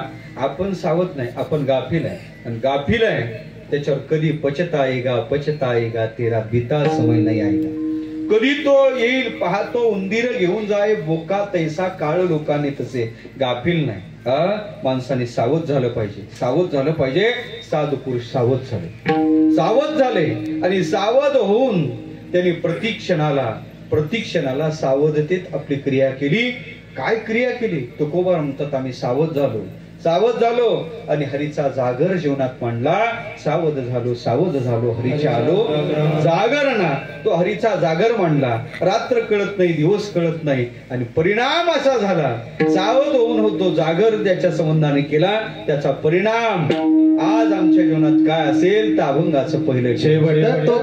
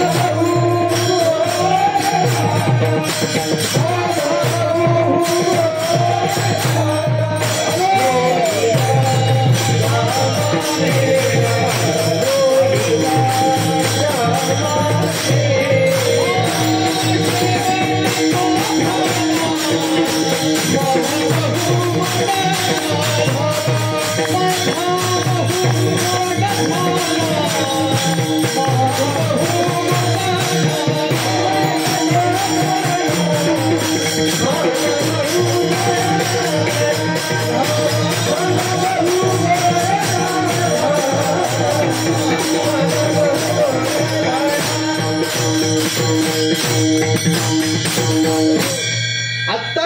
आम्ही या भक्तीचा जागर केला, त्याचा परिणाम आज काय झाला तर शेवट तो भला माझा बहु गोड झाला.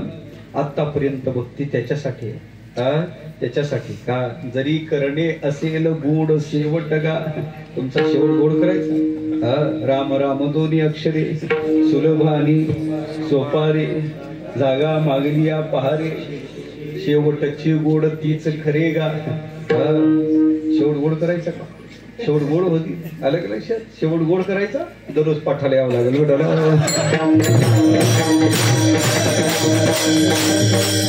शेवट गोड करायचं झालं तर कीर्तन करत फिरायला जमायचं नाही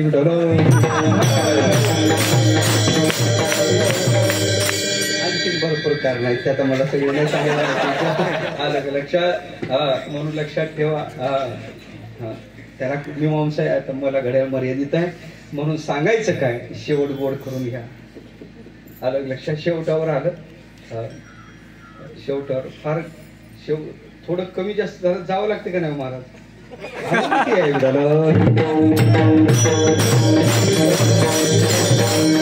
म्हणून आलं का लक्षात महाराज. शूटिंग वाले लक्षात घ्या. आलं का लक्षात. हे फार कठीण आहे. सांगता शेवट गोड करण्यासाठी आम्ही साधना केली. शेवट गोड कशाला होतो. शेवट गोड होणं म्हणजे काय. शेवट गोड होण्याचे काही प्रकार आहेत का. इथं महाराज 2 शब्द वापरले. भलाही झाला बहु गोड झाला. भला होणं म्हणजे काय बहु गोड होणं म्हणजे काय. भला म्हणजे साध्य प्राप्त होणं आणि बहु गोड म्हणजे अनायासे कष्टावाचून विना दैन्येन मरणम विना दैन्येन जीवनम अनायासे मरणम. कधी कधी शेवट भला होतो गोड होत नाही. काहीचा जीवन शेवट गोड होतो पण भला होत नाही. इथं भलाही झाला आणि गोडही झाला. काहीचा भलाही होत नाही तर गोडही होत नाही. 4 विभाग करावे लागतील ना त्याचे. आता इथं शेवट शब्दाचा अर्थ काय इथून सुरुवात करावं लागेल. आतापर्यंत त्या शेवट शब्दाचा जो मृत्यू अर्थ घेऊन मी चिंतन केलं तो इथं अर्थ आहे का. तो इथं अर्थ नाही. मृत्यू प्रारब्धवशात होतच असतो. शेवट शब्दाचे 2 अर्थ आहेत. देहाचा शेवट आणि साधनेचा शेवट.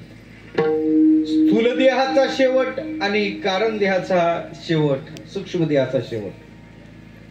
स्थूल देहाचा शेवट प्रारब्धवशात होते पण सूक्ष्म देहाचा शेवट कारण देहाचा शेवट प्रयत्नानं साधनेनं होऊ शकते.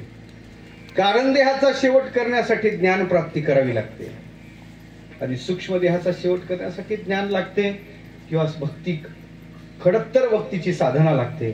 तरी सूक्ष्म देहाचा शेवट गोड होते. शेवट शब्दाचा अर्थ जर मृत्यू इथं केला तर अभंगाची संगती लागत नाही. नाही लागत. नाही लागत. कारण शेवट झालेला सांगायची शिल्लक राहत नाही. सांगू लागला तर त्याचा शेवट झाला नाही. शेवट झालेला सांगायची शिल्लक राहते का नाही. ते कोरोनाच्या काळातला प्रसंग आहे. आंबेजोगाईला म्हणजे तुमचे गेले तुमचा पेशंट गेला घेऊन जा. घरी नेला त्या चित्तेवर ठेवला. म्हातारी जोर जोरात ओरडत होती म्हणजे कमीत कमी म्हाताऱ्याला पाणी तरी वरानं पिपी किड घातली पोरग गेलं पाणी पाचाय म्हाताऱ्याला. एवढंच काढलं म्हाताऱ्याचं तोंड. तोंडातून असं वरूनच पाणी सोडलं. ते पाणी न भेटल्यामुळे म्हातारं गेलं होतं. पाणी न भेटल्यामुळे ते पाणी जसं तोंडात पडलं गक गक गक करत म्हाताऱ्यानं डोळे उघडले. असं म्हातारं करू लागलं. पोरग पाणी पाजाय गेलं. म्हाताऱ्याकडे पाहिलं पोरग खाली पडलं. खाली पडलं तसं पोरग गेलं म्हातारं उठून बसलं. ते शेवट झालेला सांगायला शिल्लक. आंबेजोगाईत घडलेली घटना आहे. सांगायचं काय शेवट झालेला सांगायची शिल्लक राहील. सांगू लागला तर ऐकणारा शिल्लक राहत नाही. कोणतं गाव आहे. गावाचं नाव काय. आव्हाडवाडी. पांढरीच्या पुलाला उतरला रात्री. पांढरीचा पूल आहे. पाणी झिमझिम चालू आहे. अमावशीची रात्र आहे. वाटते नाही गेला. मिरी रोड आहे बाबाजी. मिरीच रोड ना. मिरी रोडना निघाला. त्यानं ऐकलं होतं त्या वाकणाच्या जवळ काहीतरी आहे म्हणून. चिंचेचं झाड आहे ना त्या वाट्याला, तुम्हाला माहित नाही? माहित आहे ना, तेच म्हणतो. त्या चिंचेच्या झाडाजवळ काही, तुम्हाला माहित आहे ना सगळ्याला, त्या चिंचेच्या झाडाजवळ काहीतरी आहे म्हणून. त्यानं लहानपणापासून ऐकलेलं होतं. ते झाडाचं झाड जसं जवळ येऊ लागलं तस तशी याची उतरत चाललेली होती. झाडाच्या जवळ आला, लांबूनच पाहू लागला झाडाकडे. तिथं जाण्याची काही हिंमत होत नव्हती. त्याला वाटलं मागून कोणी येईल, मागून कोणीतरी येईल. आणि तेवढ्यात मागून एक जण त्याला दिसला. माणसाचं असं आहे, दुःख वाटण्याचा विचार करतात. एखादा भेटला तर बरं होत. मागून आलं, त्याच्याची वाट पाहत थांबलं. ते मागचं जवळ आलं.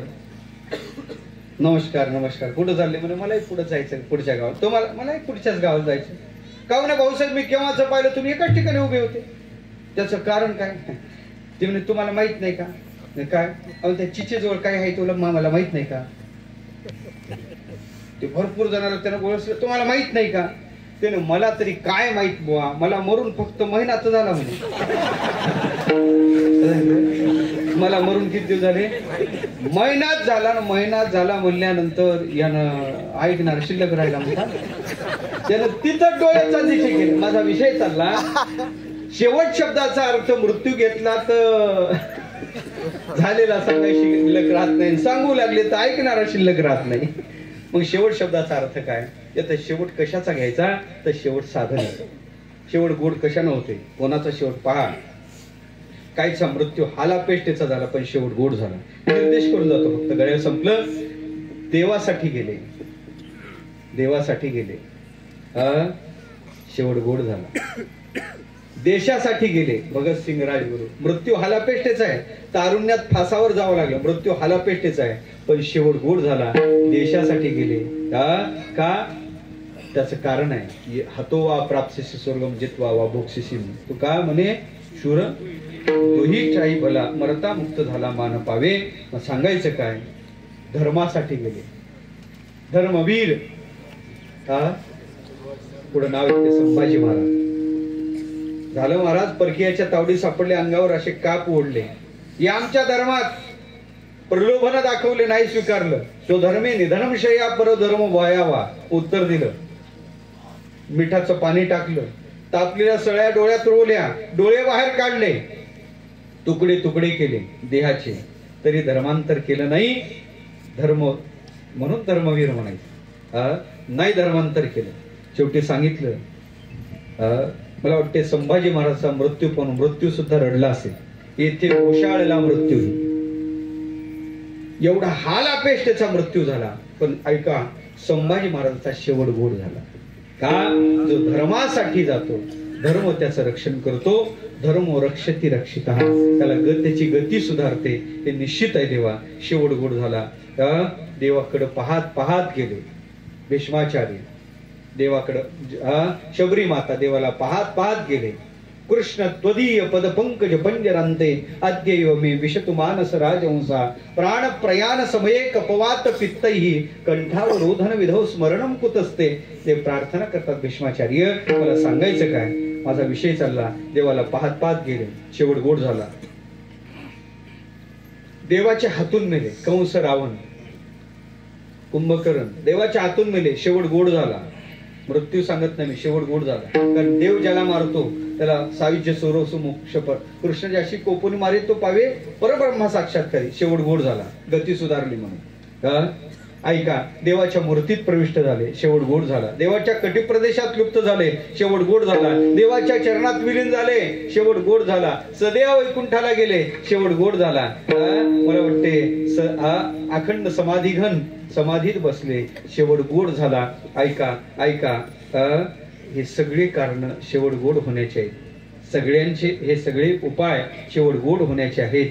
पण तुकोबाराय भलान गोड करण्याचा विचार करायचा झाला तर एकच उपाय सांगतात, ते भक्ती. भक्ती या साधनाने या सगळ्या महापुरुषांनी आपला शेवट भलाई केला आणि गोडही केला. भक्ती त्याला कारण एक आहे, भक्ती त्याला कारण आहे नामचिंतन. तुकोबा म्हणतात की यावं जीवन आम्ही केलेली नामाची साधना, त्याचा परिणाम झाला. शेवट तो भला, माझा भला झाला. कारण मुखी नाम हाती मोक्ष, गती सुधारली. आणि दुसरं विना सायास आहे, कष्ट नाही त्याच्यात, भक्तीत कष्ट नाही म्हणून सोपं साधन आहे, म्हणून भलाही झाला आणि गोडही झाला. महाराज शेवट भला झाला गोड झाला म्हणजे नेमकं काय झालं? तुकोबा म्हणतात मी निजाच्या माहेराला आलो आणि मला त्या परमात्म्याची भेट झाली. आलो निजाच्या माहेरा, आलो निजाच्या माहेरा, आलो निजाच्या माहेरा, आलो निजाच्या माहेरा.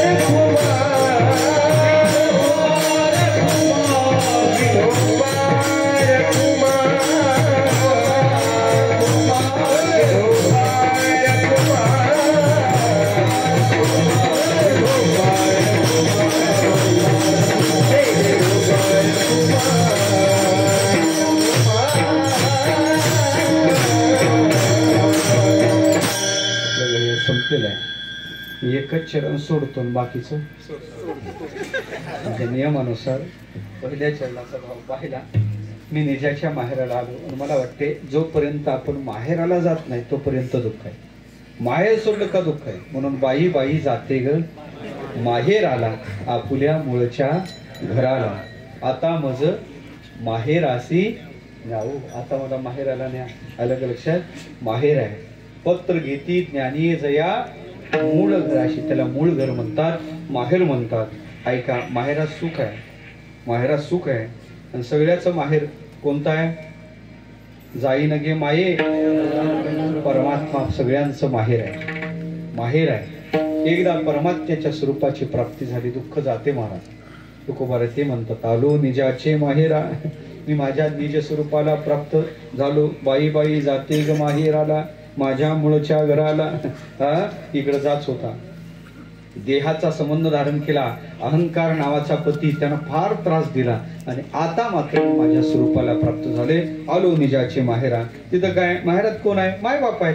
बेटी रकुमाईच्या वरा, रुक्मिणीचा वर असणारा पांडुरंग परमात्मा आमचा बाप आहे. मला त्याची भेट झाली आणि त्याची भेट झाल्यामुळं झालं काय? परिहार झाला अवघ्या दुःखाचा मागीला. एका देवाची भेट झाली पाहिजे. देवा या जन्माला आल्यानंतर कोणाला भेटा नाही तर न भेटा, पण अट्टास करा देव भेटीचा.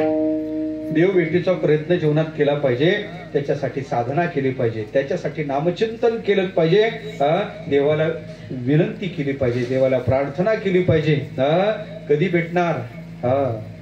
जायाचे शरीर जाईल क्षणात, कहा गोपीनाथ पावेचे ना. का देव मला प्राप्त होत नाही? तुम्ही सगळे संत देवाकडे विनंती करा. तुम्ही संत सारे कृपेचे सागर, निरोप हा फार सांगा देवा. काय निरोप सांगा? अनाथ अपराधी कोणी नाही आला, पायापे विठ्ठला ठेवी मज. असं जर तुम्ही सांगितलं ना संतांनी, तो का म्हणे ऐसी करा निरवण मग तो रक्षण करील माझे. म्हणून सांगायचं काय? देवाला विनंती करा. देवा कधी भेट देशील बाबा? पुणे गावी आहे सांगा हा विठ्ठल. जरी ठावा असेल तुम्हा कोणा, तुमच्या पाया पडतो, तुम्हाला विनंती करतो, तुम्हाला काकुलती येतो. देवाची भेट झाली पाहिजे. देवा, या जन्मात येऊन जर देवाची भेट झाली नाही तर काही उपयोग नाही. तुकोबर म्हणतात, मी साधना केली आणि त्याचा परिपाक झाला का माझ्या जीवनात त्या देवाची भेट झाली. आलो निजाचे माहेरा भेटी रखमाईचे वरा. देवाची एकदा का भेट झाली तर सगळं प्राप्त होते. काय होते? जीवनातलं सगळं दुःख निवृत्त होते, परिहार झाला अवघ्या दुःखाचा मागिल्या. दुःख नाही. परावराच्या दर्शनात काही लाभ आहे. परावराच्या दर्शनात पहिला लाभ आहे, विद्यते हृदय ग्रंथी चित्यंते सर्व संशया हियंते चास्य कर्माने तस्मिन दृष्टी परावरे. परावराचं दर्शन झालं, ग्रंथी भेद होतो, संशयाची छेद होतो आणि हियंते चास्य कर्माने सगळं कर्म आपोआप निवृत्त होऊन जाते. असं परावराच्या दर्शनात, परमात्म्याच्या दर्शनात तो लाभ होतो. तो लाभ माझ्या जीवनात झाला, परिहार झाला अवघ्या दुःखाचा मागिला. आतापर्यंत मी जीवत्व दशा भोगत होतो, ती माझी जीवत्व दशा संपुष्टात आली आणि ती जीवत्व दशेची वाणी संपली. तुका म्हणे वाणी गेली. वाणी म्हणजे कमीपणा. वाणी गेली तोंड गेलं असं नाही. काही केला ना, काही ना अर्थ केला. वाणी गेली म्हणजे तोंड बंद पडलं असं त्याचा अर्थ नाही. वाणी गेली म्हणजे कमीपणा केला. आमच्या जीवनात ती वाणी होती. जीवत्व दशा अपूर्ण आहे, कारण तो आभास आहे ना. अविद्या आवश्यक असतो ना, तद्वैचित्र्य आदने कदा काय पुढं तेच पाहिजे मला. कारणम अभिमानवान. अविद्या तो आभास आहे, म्हणून खऱ्या अर्थानं पाहायचं झालं तर तो आभास असल्या कारण आपल्याला बिंबाला भेटलं पाहिजे. प्रतिबिंबाला भेटून काय उपयोग आहे का? मग ते गेलं माझं आणि आता मी त्या स्वरूपाला प्राप्त झाले. म्हणून सांगलं तुका म्हणे वाणी गेली. आता पण ज्या साधनाने मी इथपर्यंत आलो त्या साधनाला पुन्हा पुन्हा घेऊ. तुका म्हणे वाणी गेली, आता घेऊ धनी. पुन्हा पुन्हा पुन्हा ते मी नामचिंतन करीन, अशी प्रतिज्ञा महाराज शेवटी करतात. मला वाटते मातोश्री पारुबाई ना, पारुबाई कैलास आवाड. आज त्या मातेच्याही मुखात हे शब्द असतील, शेवट तो भला माझा बहु गोड झाला. आलो निजाचे माहेरा भेटी रखमाईचे वरा. परिहार झाला अवघ्या दुःखाचा मागिला. जो तुका म्हणे वाणी गेली, आता घेऊ धनी. खरे अर्थानं पाहायचं झालं तर सौभाग्याचं लेणं डोक्यावर घेऊन जाणं सोपं नाही. त्याच्यासाठी फार दिव्य करावं लागते. त्या मातेकडे पाहिल्यानंतरच त्या मातेचं सगळं जीवन आपल्यासमोर लक्षात येईल. अतिशय प्रसन्न मुद्रा आहे, अतिशय प्रसन्न मुद्रा आहे. चेहऱ्याकडे पाहिल्यावरच लक्षात येते आणि व्यक्ती पाहिल्यावर लक्षात आलाच पाहिजे. मी या रोते की म्हणे सुरतही वैसी. महाराज ती प्रसन्नता, त्या जीवनात ती कृतकृत्यता, धन्यता सांगत आहे. त्या माऊलीचा चेहरा पाहिल्यावरच लक्षात येते. ते सौभाग्याचं लेणं कपाळ असं पाहिल्यावरच लक्षात येते. डोक्यावरचा पदर पाहिल्यावरच लक्षात येते का या माऊलीनं या कुटुंबाची किती सेवा केली असेल. ही माऊली म्हणजे खऱ्या अर्थानं प्रत्यक्ष लक्ष्मी आई साहेबच या घरात प्रविष्ट झाल्या असतील. अशा प्रकारच्या माऊलीचं गेल्या वर्षी खऱ्या अर्थानं परमात्म स्वरूपाच्या ठिकाणी जाणं झालं. या माऊलीच्या चरणी भावपूर्ण श्रद्धांजली समर्पण करतो. ही सगळी आमची साधक मंडळी आले, आमचे केदार महाराज यांचं प्रेम सगळ्यांच्या विषय. स्वभाव अतिशय गोड आहे, गोड आहे. त्याच्यामुळे ते आलेले आहेत. नाही तर कोण येतो घरात अमुच्या कशाला काय, ज्याचा त्याला धंदा नाही. याला काय पाठ नव्हते का? पाठ सोडून हे आले. पाठ सोडून यायचं कारण काय? उद्या पाहू. तर खऱ्या अर्थानं पाहिजे हे आलेत का, त्याचं कारण एकच आहे, प्रेम. माणसाचं प्रेमरूपी सूत्र, प्रेमरूपी धागा ओढत आणतो महाराज. बाकी काही असलं तरी जमत नाही. म्हणून प्रेम असं आहे. हे प्रेम सगळ्यांचं असंच गुरुबंधूत असावं, असंच शेवटपर्यंत टिकावं आणि सगळे गुरुबंधू सोबत जावे. हो, पुन्हा मागा आमचं तोंड पाहायला राहू नाही. लक्षात वास्तव्यात एक सगळे पास झाले पाहिजे ना. त्याच्यासाठी सगळ्यांनी तशा प्रकारची तयारी करावी, तसा अभ्यास करावा, तसा अभ्यास करावा. कीर्तन हे ते बंद करावे, बंद करावे आणि सगळ्यांनी हे करून आपल्या चांगल्या प्रकारचे कीर्तनकार व्हावेत. नाही का नो वखरे महाराज काय म्हणतात, काय म्हणतात ज्ञानोबर आहे हे समाजाला सांगावं. अशा प्रकारची प्रार्थना विनंती देवाच्या चरणी करतो. आमच्या संस्थेच्या वतीनं कोटी कोटी भावपूर्ण श्रद्धांजली मातेच्या चरणी समर्पण करतो. माता तिलाच म्हणतात मान्यते पूज्यते जनैही. अशा मातेच्या चरणी सेवा समर्पण करतो. वाणीला थांबवतो. मोठ्या प्रेमानं टाळी वाजून एकदा भजन करू. ज्ञानेश्वर